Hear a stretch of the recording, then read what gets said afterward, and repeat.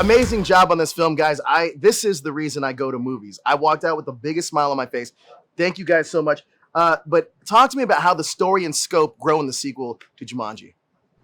I think the best thing to start with is the expectations to exceed what we did the first time were extremely high, and nobody wanted to step into it without the feeling that we were doing just that. So we had an amazing team from writers, directors, all of the producers on hand, of course, that were involved in doing it. I know you were a part of the creative side of it in the beginning as well. Mm-hmm.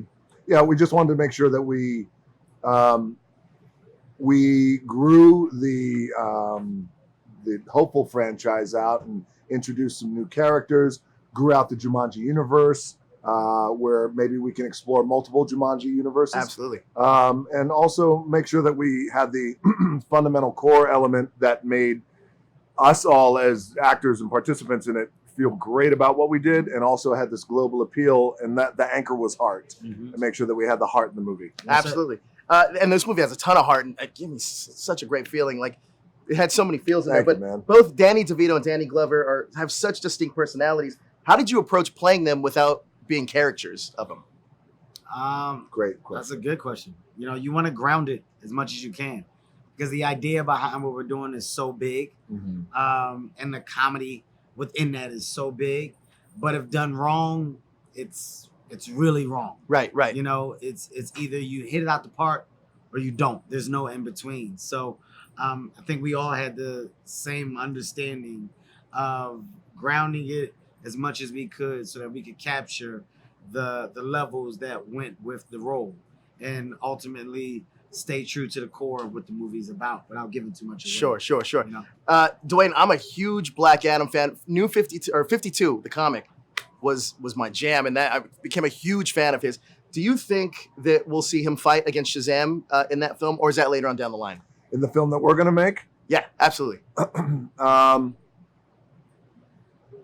I mean, I'm underneath the script, and without giving too much away, it's not in the plans right now. Sure. And there's I think the approach that we're taking is one that I feel really good about, and all the filmmakers do too as well.